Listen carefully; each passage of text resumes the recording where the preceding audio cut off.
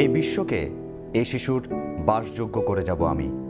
নবজাতকের কাছে এ আমার দৃঢ় অঙ্গীকার।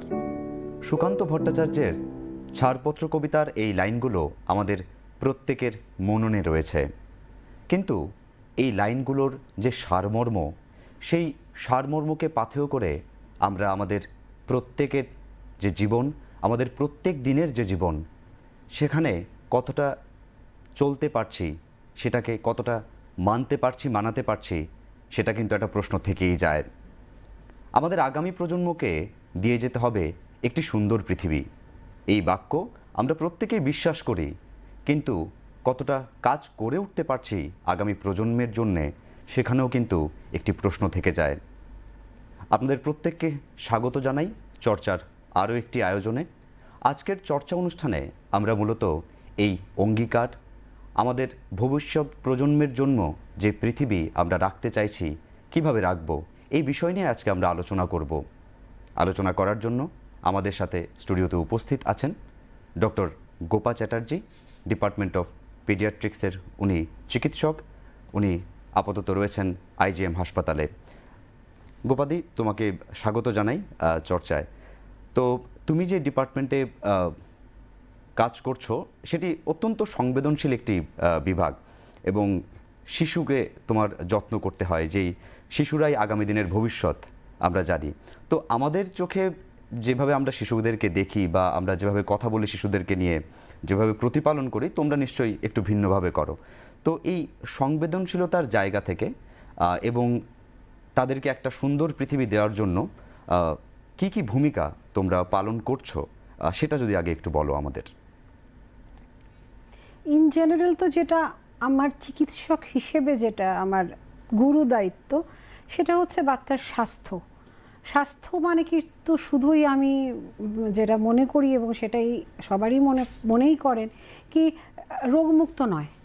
সর্দি কাশি জ্বর নেই, পেটে ব্যথা নেই, তার অর্থ কিন্তু সুস্বাস্থ্য নয়। শিশুর একটা সর্বাঙ্গীন বিকাশ, মানসিক বিকাশ, এবং যেটা তুমি একটু আগে বলছো, এই পৃথিবীকে শিশুর বাসযোগ্য করে যাওয়া, এবং সেই বাসযোগ্য পৃথিবীতে শিশুদেরও সুন্দরভাবে জীবনযাপন করা, ভবিষ্যৎ প্রজন্ম যাতে ফ্রুটফুলভাবে জীবনযাপন করতে পারে, সেভাবে একটা শিশুকে সর্বাঙ্গীনভাবে তৈরি করার জন্য তার যে অভিভাবকদের যে গাইড করা, এটা কিন্তু শিশু চিকিৎসকদেরই কাজ। সুতরাং তার মধ্যে একটা সঠিক খাদ্যাভ্যাস, সঠিক টিকাকরণ এবং বাচ্চার মানসিক বিকাশের জন্য আজকাল আমরা একটা কাজ নিয়ে খুব সচেতন হয়েছি, সেটাকে আমরা বলি ইসিডি, আর্লি চাইল্ডহুড ডেভেলপমেন্ট, যেটা প্রথম 3 বছর অবধি আমরা ধরে নিই কি বাচ্চার মানসিক বিকাশ হয়, মস্তিষ্কের বিকাশ হয়।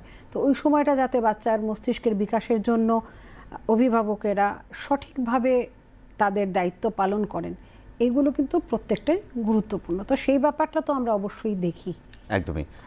তো আমরা যেখান থেকে আলোচনাটা শুরু করেছিলাম, যে শিশুদের যে একটা ভালো পৃথিবী উপহার দিতে হবে, তো এই বর্তমান দিনে আমরা বিভিন্ন সময় বিভিন্ন জায়গায় কথা বলছি যে কিভাবে একটা ভালো পৃথিবী দেব। চারদিকে যে পরিমাণ দূষণ, জল থেকে শুরু করে বাতাস, আকাশ, প্রত্যেকটা জায়গায় দূষণের একটা চূড়ান্ত মাত্রা আমরা লক্ষ্য করছি। তো সেদিক থেকে আমরা জানতে পেরেছি যে তোমরা একটা অভিনব উদ্যোগ নিয়েছো, যে শিশুর জন্মের সাথে সাথে একটি বৃক্ষরোপণ করা হবে।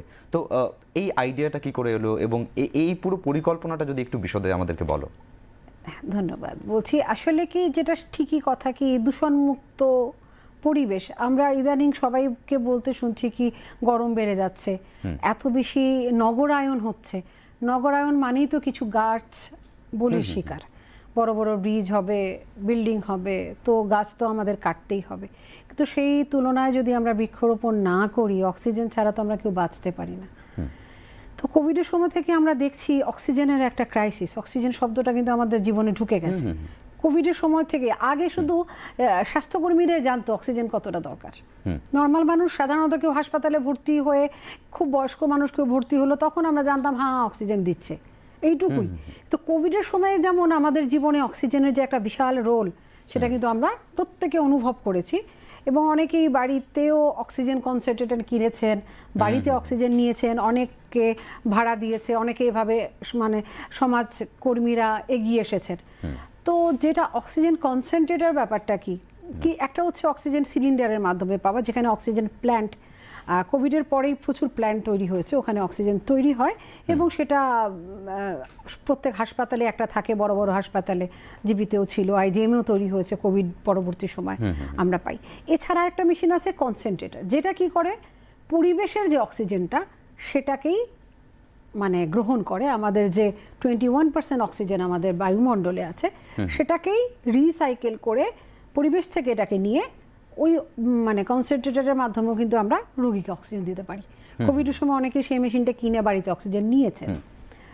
তো আমাদের নিওনেটাল ওয়ার্ডে, আমি মেনলি আইজিএম হাসপাতালের নিওনেটাল ওয়ার্ডটাকেই দেখি, ওইটারই চিকিৎসক।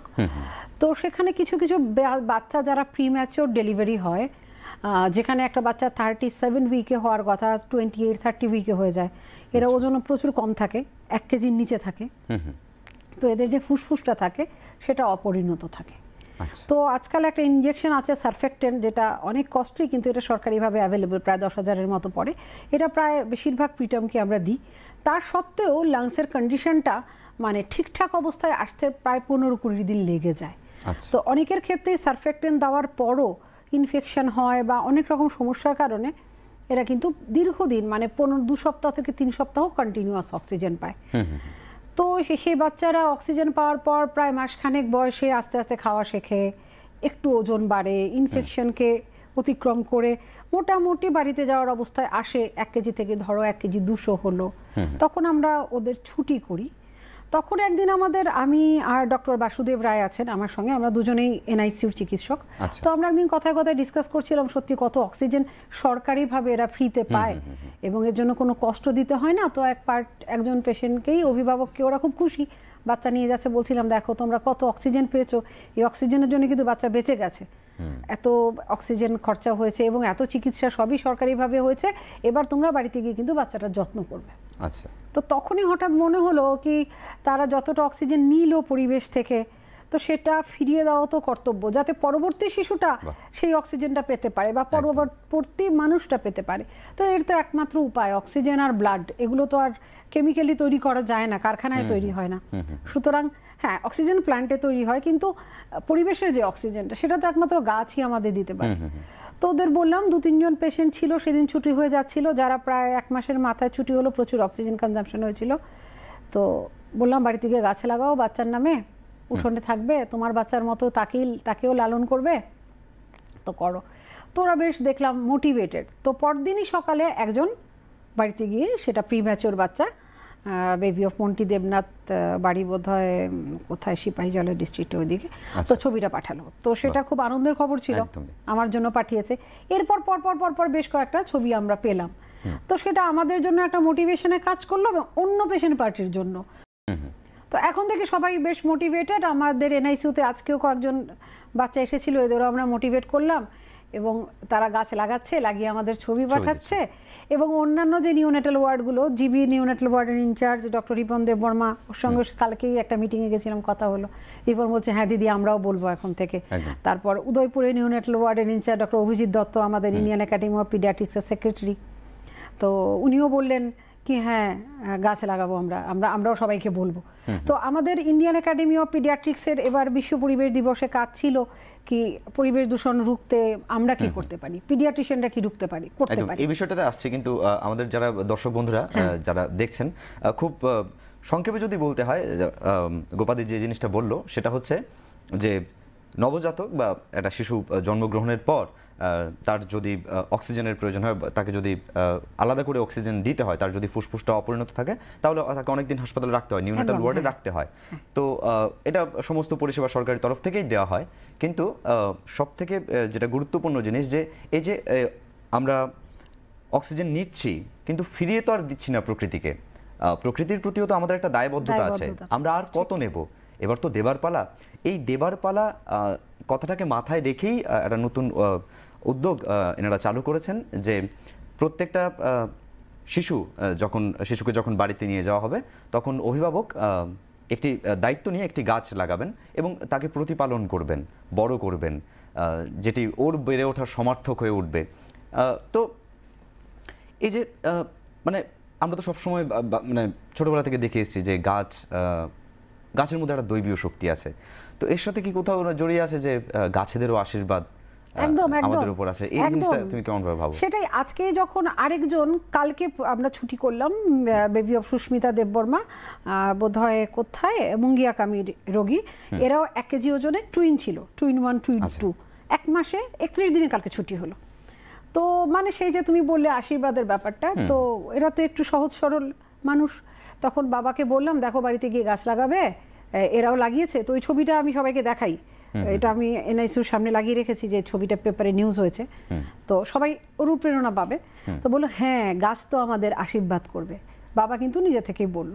তো আমাদের পরিবেশে বা আবহমান কাল ধরে আমরা যা দেখছি, আমাদের কিন্তু সব উৎসবে অনুষ্ঠানে গাছের একটা বিশাল উপযোগিতা আছে না, গাছ জড়িয়ে আছে। তো আজকে একটু আগে কথা হচ্ছিল যেমন ষষ্ঠী পুজো, আজকে যেমন ষষ্ঠী পুজো, যেটা অরণ্য ষষ্ঠীর ব্রত যেটাকে বলা হয়, আমাদের গ্রাম বাংলায় কিন্তু সেদিন সেই বাড়ির সন্তান সন্ততির নামে মায়েরা একটা গাছ লাগাতেন, সেই গাছটার সামনেই পুজো হতো, সেই গাছকে চারিদিকে সুতো দিয়ে বেঁধে দেওয়া হতো, কাইন্ড অফ প্রোটেকশন।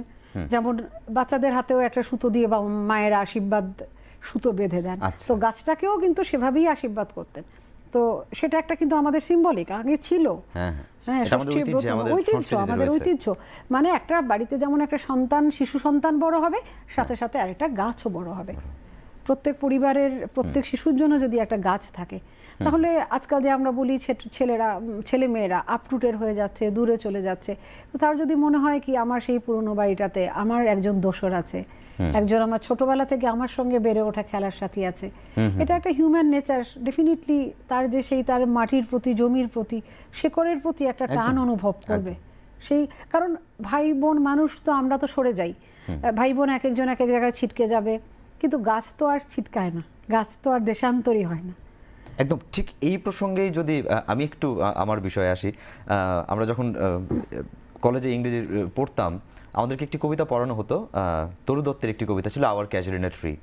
ঠিক যেই কনসেপ্টটা তুমি এক্ষুনি বললে যে ভাই বোন তো ছড়িয়ে ছিটিয়ে যাবে, কিন্তু তাদের স্মৃতিতে যে গাছগুলো লাগানো হয়েছে সেগুলো একটা জায়গায় থাকবে।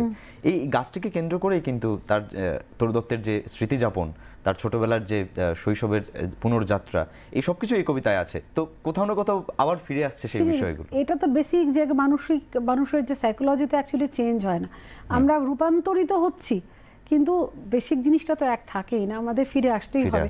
কবি সাহিত্যিকরা যেমন ওয়ার্ডসওয়ার্থের খুব ফেমাস কবিতা আছে দ্য ল্যাভেন্ডাম ট্রি, বিউটিফুল কবিতা। তো সাহিত্যে তো গাছ ছাড়া হয় না অ্যাকচুয়ালি। রবীন্দ্রনাথেরও প্রত্যেকটা জিনিসের মধ্যে কিছু না কিছু গাছ, এই যে লুকোচুরি কবিতায় চাপা গাছ, সেই চাপা গাছটার সঙ্গে ছোট্ট রবি কতটা নিজেকে জড়িয়ে রেখেছেন, উঠোনে চাপা গাছ। তো এটা স্বাভাবিক, এটা ছাড়া তো এই যে আমাদের আবার জুড়ে দেওয়া, এখন সব ফ্ল্যাট বাড়িতে সবাই ছেলে মেয়েরা থাকে, তবু ফ্ল্যাটের মাঝখানেই কোথাও একটা তো জায়গা থাকবে, একটা এরিয়াই থাকলো। যদি এখন যেগুলো গেটের কমিউনিটি থাকে, যদি ওই গেটের কমিউনিটিরও একটা এরিয়া থাকতে পারে যেখানে সেই সবার জন্য কিছুটা গাছ রইল, সেখানে সেই গাছটার পাশে বসে যখন কেউ খুব একা ফিল করলো, তখন তো তার মনে হতে পারে কি না এটা আমার সবচাইতে আপনজন। এই জিনিসটা মানুষের একটা সাইকোলজিক্যাল ট্রিটমেন্টও আমার মনে হয় দরকার। মানে একটা শিশু, তুমি যে ডিপার্টমেন্ট থেকে, মানে একদম শুরু থেকে দেখছো তার পদার্পণ, তো এই যে শিশু বড় হচ্ছে, সে একটা সমাজে যাবে, একটা সমাজ ব্যবস্থাকে সে লালন পালন করবে, সে তার নীতি নির্ধারক হবে ভবিষ্যতে গিয়ে। কিন্তু আমাদের সমাজ ব্যবস্থায় দেখা যায় যে একটা শিশু যখন জন্মগ্রহণ করে, কি ছেলে সন্তান কিংবা মেয়ে সন্তান হোক, আমাদের একটা চিরাচরিত ধারণা আছে যে 5জন 6জন যারা বড়রা বয়োজ্যেষ্ঠরা এসে বলবে যে একটি বীমা করে নাও, ওর ফিনান্সিয়াল দিকটাকে আমরা খুব বেশি জোর দিই, খুব আমল দিই।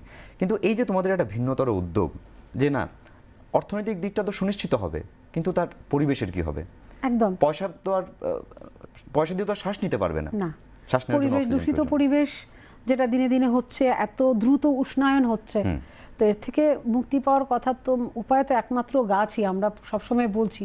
তো বাড়িতে প্রতিটা শিশুর জন্মে এমনিতে এখন তো শিশু সংখ্যা কমে আসছে, সবার বাড়িতে একটা বা বড়জোর 2টো শিশু। তো সেই ক্ষেত্রেও যদি প্রতিটা একটা শিশু হলে একটা শিশুর নামেও যদি প্রত্যেকে একটা করে গাছ লাগায়, লাগানোর চাইতে ইম্পর্টেন্ট হচ্ছে যেহেতু শিশুর সাথে ওটা জড়িত, সেটার যত্নও কিন্তু হবে। আজকে 2টো বাচ্চা ফিরে এলো লাস্ট উইকে গাছ লাগানো, তো বাচ্চার নাম রেখেছে, একজনের নাম রেখেছে তিথি। তো জিজ্ঞেস করলাম গাছের নাম কিছু রেখেছো? তো বললো না ম্যাডাম এখনো তো রাখিনি। তো আমি আর ডক্টর বাসুদেব বললাম গাছকে তো বিথিও বলা হয়, তো তিথির সঙ্গে মিলিয়ে বিথি রাখো। তো আরেকটা ছেলের নাম হয়েছে ঈশান। তো গাছের নাম রেখেছো? তখন সে মাই নিজেই ভেবে বলল, হ্যাঁ ঈশানের সঙ্গে মিলিয়ে নিশান যদি রাখি, মানে খুব ভালো। তো গাছের নামাকরণ হয়ে গেল আজকে কিছুক্ষণ আগেই ফলো আপ ক্লিনিকে। তো এভাবেই ওরা ভাববে না, তিথি ভাববে বিথি আমার ভাই বা বোন, ঈশান ভাববে নিশান আমার ভাই বা বোন। তো এভাবেই যদি প্রজন্ম প্রজন্ম চলতে থাকে, গাছেরা তো যত্ন পাবে। এই তো আমরা তো দেখা যায় যে যখন কোনো বিশেষ দিন উদযাপন করি তখন আমরা ঢালাও করে গাছ লাগাই, প্রচার করি আমাদের সোশ্যাল মিডিয়ায়। সেই যত্নের বিষয়টা যদি একটু আসো, যে একটা সন্তানকে তো যে দেখভাল করা যে বিষয়টা, মানে আমি আমার ছেলে মেয়েকে দেখছি, তার পাশাপাশি গাছে একটু জল দিলাম, কিছুদিন পরে ছেলেটা মেয়েটাকে যখন বলা হবে এটা কিন্তু তোমার ভাই বা তোমার বোন, তো সেই হয়তো গাছটাকে জল দেবে, যত্ন নেবে, তার একটা আত্মিক যোগাযোগ স্থাপন হবে সেই গাছটার সাথে, এবং একটা বন্ধু পাবে, বন্ধু পাবে, সেটাই যে বন্ধুর সঙ্গে সমস্ত কথা শেয়ার করতে পারবে। একটা মানে আমরা ভাবলাম, সেই ভাবনাটা ছড়িয়ে দিলাম মানুষের মধ্যে, দেখি এখন সবাই মিলে যদি গ্রহণ করে, যদি 100-র মধ্যে 20%ও গ্রহণ করে, তবু তো কিছু গাছ লাগবে। আচ্ছা, এই জিনিসটাকে কখন তোমরা এভাবে ভেবেছো যে আমাদের চারপাশে দেখাই যাচ্ছে যে যেখানে একটু মূল্যবান গাছ পাওয়া যাচ্ছে সেটা কেটে নেওয়া হচ্ছে, ডিফরেস্টেশন তো মারাত্মক রকমভাবে বেড়ে যাচ্ছে, তার পাশাপাশি যেটা লক্ষণীয় সেটা হচ্ছে ফিমেল ফেটিসাইড, কন্যা ভ্রূণ হত্যা। একদম একদম। তো এখান থেকে কোথাও যে একটা আবার রিথিঙ্ক করা, মানুষকে মোটিভেট করা যে না, তুমি সন্তানকেও বড় করো, গাছকেও বড় করো, এই জিনিসটা, এই উদ্যোগটাকে এরকম ভাবে কখন দেখা যেতে পারে? শুধু কন্যা সন্তানের জন্য আলাদা করে গাছ? হ্যাঁ, যদি হয় যে সেটা, যে না কন্যা ভ্রূণকে হত্যা করবেন না, মানে এই যে অ্যাওয়ারনেসের ব্যাপার করা যেতে পারে, অবশ্যই করা যেতে পারে। অ্যাওয়ারনেস তো করা হয়, কন্যা ভ্রূণ হত্যা নিয়ে অ্যাওয়ারনেস তো অ্যাকচুয়ালি কম হয় না, কারণ পিএনডিটি অ্যাক্ট আছে, সবচেয়ে বড় কথা অ্যাক্ট আছে, পিএনডিটি অ্যাক্ট আছে, প্রত্যেকটা সোনোগ্রাফি মেশিন কিন্তু পিএনডিটি অ্যাক্ট মানে যুক্ত, কারণ কোনো সোনোগ্রাফি মেশিন দিয়েই কন্যা ভ্রূণ ডিটেকশন ইজ নট অ্যালাউড, এটা একদমই ক্রাইম। তার সত্ত্বেও কিন্তু ফাঁক ফোকর দিয়ে হয়েই যাচ্ছে।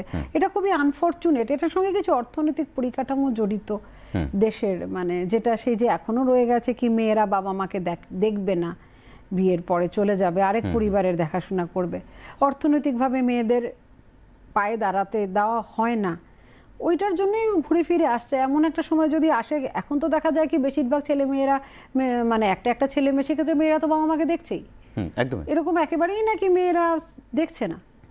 তো ওই ধারণাটা যখন আসবে মেয়েদের মধ্যে, যখন অর্থনৈতিক স্বাধীনতাটা একদম মোটামুটি 70-80% চলে আসবে, তখন মনে হয় অটোমেটিক্যালি এটা কমে যাবে। হ্যাঁ, আইন করে হবে না, মানে মেয়েদের ইকোনমিক্যালি ইন্ডিপেন্ডেন্সটা আসতে হবে। এছাড়া তো ডিপেন্ডেন্ট না, তো বাবা মা ভাবছে আমার মেয়েকে বিয়ে দিলে কি লাভ হবে, সে তো আরেক বাড়িতে চলে যাবে, সে তো আমার পরিবারের কোনো কাজে আসবে না, সো সে বার্ডেন।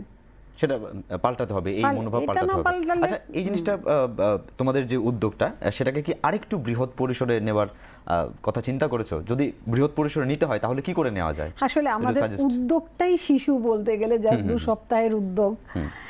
বৃহৎ পরিসরে নেওয়া মানে তো সবার মধ্যে এটা গ্রহণযোগ্যতা আসা, এবং সেটার জন্য কিছু মানে একেবারে যেমন সবকিছুর জন্য একটা ফেস্টিভ্যাল করা হয়, নতুন একটা টিকাকরণ শুরু হলো, সে টিকাকরণটা একটা মাস টিকাকরণ হলো প্রথমে। হ্যাঁ, এটা ভেবেই তো যে কোনো জিনিসের একটা মানে একসঙ্গে, তো সেটা যদি উদ্যোগটা আরও উঁচু স্তরে পৌঁছায়, মানুষ নেয়, বা দেখছি সরকারি লেভেলে বা অন্য কোনোভাবেও যদি হয়, তাহলে একটা দেখা গেল কি সেদিন জিবি বা আইজিএম বা যে কোনো একটা সিএসসিতে সেদিন যতগুলো বাচ্চা জন্ম হলো, সেই হাসপাতাল চত্বরেই ওই বাচ্চাদের নামে 10টা-15টা গাছ লাগানো হলো, তার বাবা মায়েরাও থাকলো, হাসপাতাল কর্তৃপক্ষও থাকলো। তো প্রথমটা হাসপাতাল চত্বরেই লাগানো হোক না, প্রথম সেদিনের জন্মগুলো দিয়ে, বিশেষ একটা দিন যেদিন আমরা বন মহোৎসব পালন করব, এই জুলাই মাস আসছে, বর্ষাকাল আসছে, গাছ লাগানোর সিজনই তো এখন। তো এরকম ভাবে তো নেওয়াই যেতে পারে, কোনো এনজিও করতে পারে, সরকারি উদ্যোগও হতে পারে, কোনো হাসপাতালের নিজের তরফ থেকে বা কোনো একটা পিএসসির এমওআইসিও নিজের উদ্যোগে করতে পারে। আজকে আমার পিএসসিতে 5টা শিশু জন্ম হয়েছে, আমি 5টা শিশুর নামেই বাবা মাকে নিয়ে গাছ লাগাবো, সেটা গাছটা যে কোনো জায়গায় লাগানো যেতে পারে, যেতে তো পারি। এবার প্রথম একসঙ্গে হলো, তো বাবা মা উদ্বুদ্ধ হলো, তখন সে আবার বাড়িতে গিয়েও লাগাক না, ক্ষতি তো নেই। হাসপাতালেই যদি সে বছরে 2 দিনও লাগে, সেদিনের যতগুলো জন্ম হলো সেগুলো নিয়ে হাসপাতালের চারপাশেই যদি লাগে, তবেই বা ক্ষতি কি? মানে সেটা কি কখনো মানে একটা সময়ের পরে, এখন তো এটা জাস্ট অপশনাল রাখা হয়েছে যে আপনি চাইলে করতে পারেন, এটা কি কখনো ইচ্ছে আছে যে না এটা বাধ্যতামূলক, এটা করাই হোক? এটা করাই হোক না, একটা মিনিমাম ফি তো রাখা হয়, একটা মিনিমাম ফি তো দিতে হয় যে কোনো সরকার যে পরিষেবাগুলি দেয়, তো এটার একটা ওটার একটা কনসোলিডেটেড ফর্ম যে না হ্যাঁ হ্যাঁ করা তো যাই। আমরা যেমন বলছি মুখের কথা, তোমরা যদি গাছ লাগিয়ে আসো তাহলে ওপিডিতে লাইন দিতে হবে না, ছবি দেখাবে, সাধারণ কথা। হ্যাঁ, বা ফলো আপে তোমাদের আগে দেখা হবে, সেটাও পেশেন্টের জন্য অনেকক্ষণ, ধরো 10-15 মিনিট আধ ঘন্টা দাঁড়িয়ে থাকতে বাচ্চাদের নিয়ে, যারা গাছ লাগাবে গাছের সঙ্গে ছবি দেখাবে তাদের আগে দেখে দেবো। তো এই ধরনের কিছু প্রিভিলেজ আমরা শুরু করেছি যে মুখে মুখে মুখে মুখে, এটা হয়তো আমাদের লেভেলেই। এবার এটা যদি বৃহত্তর ক্ষেত্রে করতে হয় তো সেটা তো আইন প্রণয়নের ব্যাপার আছে, সরকার তরফ থেকে ব্যাপার আছে, সেটা হয়তো আস্তে আস্তে হবে। যেহেতু উদ্যোগটা একেবারে নতুন, উদ্যোগটা একেবারেই নতুন, উদ্যোগটাই শিশু বলছি, উদ্যোগটাই শিশু এবং শিশুদের জন্য। এবং যেটা সবচেয়ে ভালো সেটা হচ্ছে যে একেবারে ভিন্নধর্মী একটি চিন্তা ভাবনা, এবং সেটাকে যদি বৃহৎ পরিসরে করা যায়। আমি দেশের কথা বলছি না, আমি আমাদের রাজ্যের কথাই বলছি।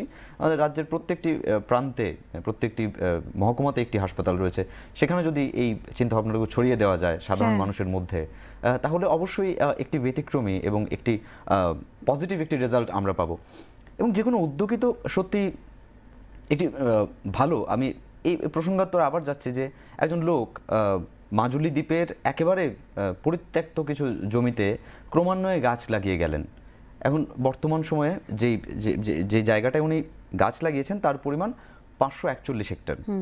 নিউ ইয়র্কের সেন্ট্রাল পার্কের থেকেও অধিক পরিসরে সেটি বেড়ে উঠেছে, যাকে আমরা ফরেস্ট ম্যান অফ ইন্ডিয়া বলে জানি, যাদব পায়েং আসামের। তো একটি লোক অবলীলাক্রমে গাছকে ভালোবেসে কাজ করে গেছেন। তো এখন আমরা ওনাকে জানছি, উনি অতি সম্প্রতি পদ্মশ্রী পেয়েছেন। একসময় উনি একা ছিলেন। সব যে কোনো উদ্যোগই তো প্রথমে একাই থাকে, এবং সেটা এখন সোশ্যাল মিডিয়া হয়েছে বলে বা একজন আরেকজনকে জানছি, আমার খবরটাও সোশ্যাল মিডিয়ামের মাধ্যমেই অনেকে জেনেছে, যে জন্য আজকে আমি এখানে পেপারে শুভ্র দিল, এরপর কিছু লোক জানলো। তো একটা সময় যখন সোশ্যাল মিডিয়া ছিল না, তখন কত লোক কত জায়গায় কতভাবে কাজ করে গেছে সেটা কিন্তু পিকচারে আসতে অনেক সময় লেগেছে, তাই না? সেই আমাদেরই দায়িত্ব সেই বার্তাগুলো পৌঁছে দেওয়ার, এবং পজিটিভ খবরটা যাতে আমরা বহন করি এবং যে বাহক সেও যাতে বহন করে। হ্যাঁ, সবাই যদি অনুপ্রেরণা নেয় একজন থেকে আরেকজনে লাগিয়ে, খুব সাধারণ তো একটা কাজ, কঠিন কিছু না, একটা গাছ লাগানো এবং গাছটাকে লালন করা, সেকেন্ড পার্টটাও ইম্পর্টেন্ট। লাগিয়ে ক্ষান্ত হলে চলবে না, এবং প্রেফারেবলি একটু বৃক্ষ জাতীয় গাছ, যেটা বড় হবে, ছায়া দেবে। নিম হতে পারে, আম হতে পারে, করই হতে পারে। হ্যাঁ, ছোট ফুল গাছে তো তেমন নেই, বড় গাছ হোক। প্রত্যেকের উঠোনেই তার বাড়ির একটাই সন্তান যদি থাকে, দুটো সন্তান থাকে, তার নামে যদি দুটো কোনায় যত বড় গাছ থাকে।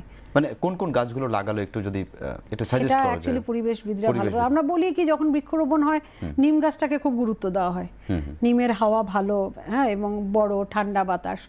আর বাকি তো অনেক গাছই ইয়ের থেকে দেওয়া হয়, কিছু করই গাছ লাগানো হয়, কিছু আম গাছ ভালো, ফল গাছ ভালো, আম লিচু কাঁঠাল লাগানো যেতে পারে বড় বড়, কারণ এরা অনেক বড় হয়।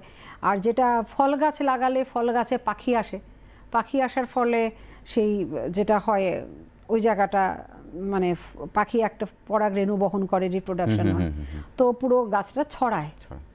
ফল গাছ থেকে আমরা মানে ফলও খেতে পারলাম, বড় ফল গাছ ইকোনমিক্যাল, এটা তো ক্যাশ ক্রপ।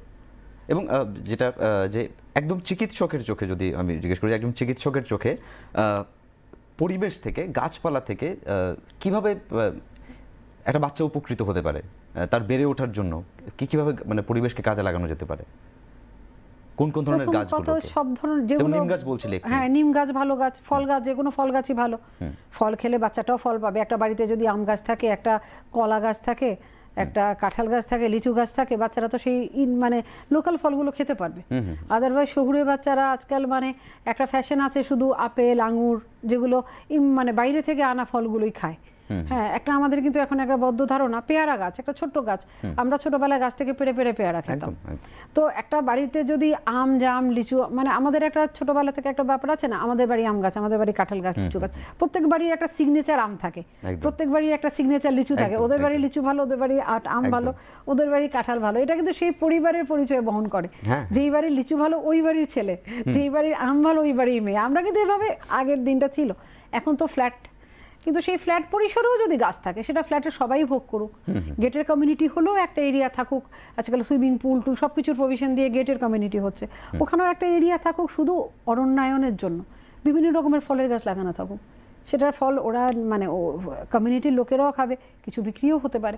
তো ফল গাছটা সবচেয়ে বেশি প্রেফারেবল আমার মনে হয়, এরপরে নিম গাছ। একদম তাই না? একদম। আজকের একদম অনুষ্ঠানের একদম শেষ পর্যায়ে আছি আমরা। তো শেষ করার আগে যারা অভিভাবক, নিউবর্ন বেবি, তাদের উদ্দেশ্যে যদি তুমি কিছু বলতে চাও, তুমি একটু যদি তাদের কিছুটা বলো, কিছু টিপস বা সাজেশন। আশা করি এই অনুষ্ঠানটা যারা নবজাতকের অভিভাবকরা দেখছেন, শুধু নবজাতক নয়, বাড়িতে একটি ছোট শিশু রয়েছে, সেই শিশুর অভিভাবকেরা দেখছেন, তারা মানে এটা থেকে যদি অনুপ্রাণিত হয়ে শিশুটির নামে আজই একটা গাছ লাগান তাহলে, এবং সেই গাছটির লালন করেন শিশুটির মতো করে, গাছটির একটা নাম দিয়ে দিন, এবং শিশুটি জানুক গাছটা তার বন্ধু, গাছটা তার সুখ দুঃখের সঙ্গী, গাছটার সাথে তার আত্মিক সম্পর্ক আছে। সেই গাছটার লালন আপনারাও করবেন, শিশুটা যখন একটু বড় হয়ে যাবে সেও করবে।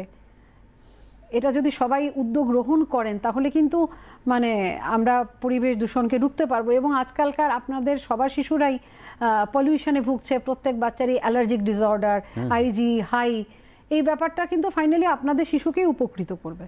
তো আমরা পরিবেশকে যা ফিরিয়ে দিই, পরিবেশও আমাদের দুহাত ভরে তা ফিরিয়ে দেয়। সেটা আমরা জানি, কিন্তু মাঝে মাঝে ভুলে যাই। এখন সময় সেটা মনে করার, কি আমরা পরিবেশকে দুহাতে দেব, পরিবেশ আমাদের চার হাতে দেবে। সবাই ভালো থাকবেন। একদমই। আজকের অনুষ্ঠানে, আজকের চর্চায় আমরা যা আলোচনা করলাম সেটাকে যদি সাম আপ করতে হয় তাহলে আমাকে ফিরে যেতে হয় বিমলেন্দ্র চক্রবর্তীর সেই কবিতায়, যে গাছের সাথে বন্ধু হলে ভালো, গাছ দেখাবে নতুন প্রাণের আলো। এই বোধহয় সারমর্ম। তো দর্শক বন্ধুরা, আপনারা দেখছিলেন আজকের চর্চা, যেখানে আমরা আলোচনা করছিলাম শিশু এবং প্রকৃতি, তাদেরকে একই পর্যায়ে রেখে কিভাবে ভবিষ্যতের দিকে যাত্রা করা যায় এই বিষয় নিয়ে। এবং আলোচনায় আমাদের সাথে স্টুডিওতে উপস্থিত ছিলেন doctor Gopa Chatterjee, department of paediatrics, IGM hospital. গোপাদি, তোমাকে আবারও অসংখ্য ধন্যবাদ চর্চায় আমাদের সাথে অংশগ্রহণ করার জন্য। দর্শক বন্ধুরা, আপনারা দেখছেন দূরদর্শন ত্রিপুরা, দেখতে থাকুন। নমস্কার।